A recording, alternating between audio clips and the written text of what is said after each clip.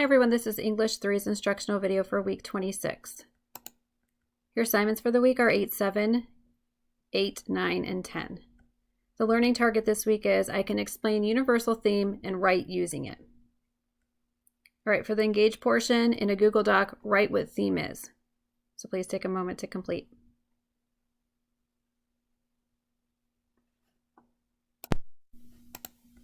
All right, for the explore portion, I'd like you to read through this PDF to learn more about universal theme and watch this video and look through these flashcards. So please take a few moments to complete these activities.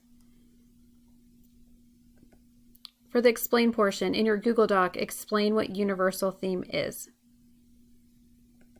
For the evaluate portion, I'd like you to take this quick quiz to see what you learned. For the elaborate portion in your Google Doc, write a paragraph using universal theme. Identify the theme at the end, and there's a rubric on how you'll be scored. And finally, for the express portion, now that you've worked on learning more about universal theme, how do you feel about your progress? Read through these statements, choose the one that best fits you, and write that in your Google Doc. And for your reflection in your Google Doc, how can you use what you learned in the future?